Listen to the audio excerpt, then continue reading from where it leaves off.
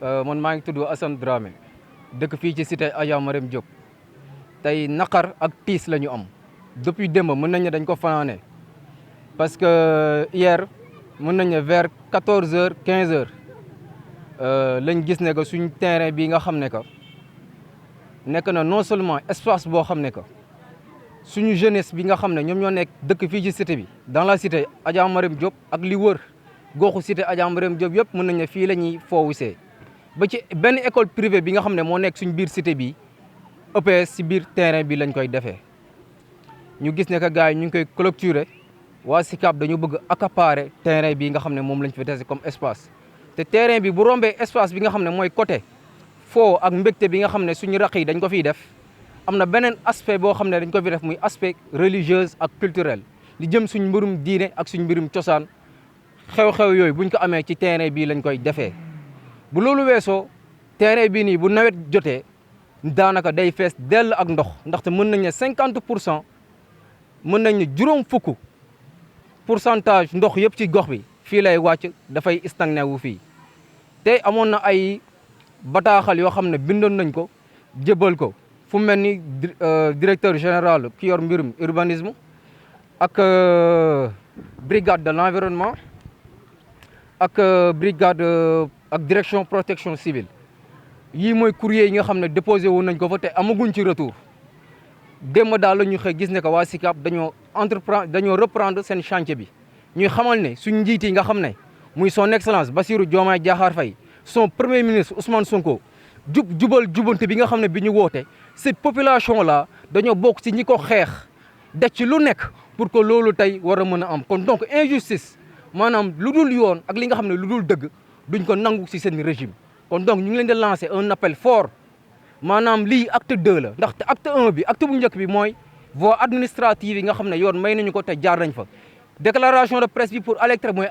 acte numéro 2 acte numéro 3 nag ñaanuñ yàlla egg fa ñaanuñ yàlla egg ci ñetteelu acte boobu noonu kon donc ñu ngi alerter son excellence Bassirou Diomaye Faye et son premier ministre et le ministre de l'urbanisme Moussa Bala Fofana ne nañ gàddu seen entière responsabilité ci ëllëg lu mën a xew fii nii muy bakkan bu fi wadd wala ëllëg suñ kër yi ndox mi nawet bi ñëw ndox mi di fi taa responsable bu si mënti am son excellence Bassirou Diomaye Faye na engagé wu assumé ko et son premier ministre et le ministre de l'urbanisme Moussa Bala Fofana. asalaamaaleykum mbooloo mi maa ngi nuyu ku nekk ci turam ak ci santam di leen ziar yéen ñëpp maa ngi tudd Alimatou Diène je réside ici à la cité Adja Marème Diop je suis porte-parole du jour concernant cette conférence de presse qui nous tient vraiment à cœur. Mesdames et messieurs, chers membres de la presse, aujourd'hui, nous nous tenons devant vous pour évoquer une question cruciale qui touche notre communauté de la cité Adja Marème. La menace qui pèse sur notre terrain de football, un espace vital pour le bien-être et l'épanouissement de nos jeunes. Ce terrain n'est pas qu'un simple champ de jeu. Il est un lieu de rencontre, un espace d'apprentissage et un pilier de notre cohésion sociale. Il offre aux jeunes l'opportunité de développer des valeurs essentielles telles que le respect, la discipline et le travail d'équipe. Sa suppression serait une perte inestimable pour notre quartier, privant nos jeunes d'un espace d'épanouissement et aggravant les risques d'oisiveté et de comportements antisociaux. Nous nous tournons aujourd'hui vers vous,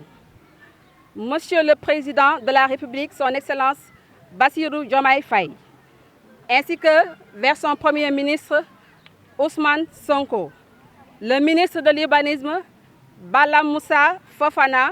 et le directeur général de la SICAP SA, Mohamed Magasouba.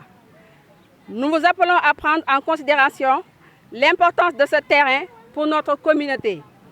Nous avons déjà saisi le sous-préfet et le maire de la commune, M. Abdou Karim Sall, concernant cette situation préoccupante. Cependant, la SICAP SA, en tant qu'entreprise publique, a décidé de nous priver de ce terrain en démarrant ses travaux. Cette action est d'autant plus préoccupante qu'elle se déroule sur un terrain qui abrite les eaux de pluie pendant l'hivernage, ce qui pourrait engendrer des problèmes environnementaux et d'inondation. De plus, cela nous prive d'un accès direct à la mosquée,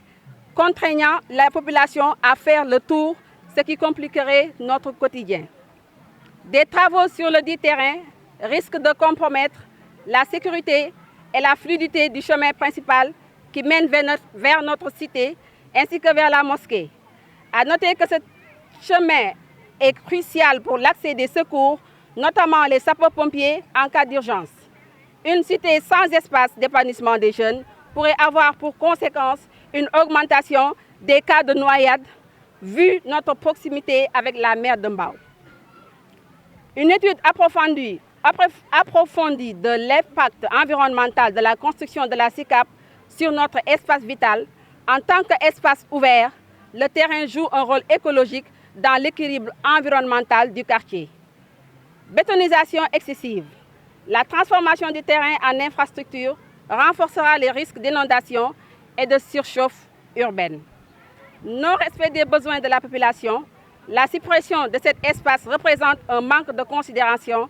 envers les besoins fondamentaux de la communauté, avec un impact environnemental incommensurable. Pour conclure, la préservation de notre terrain de football est essentielle pour garantir un développement harmonieux et inclusif. Ensemble, nous pouvons faire entendre notre voix et défendre cet espace vital pour les générations présentes et futures. Mobilisons-nous pour un avenir meilleur. Merci de votre attention.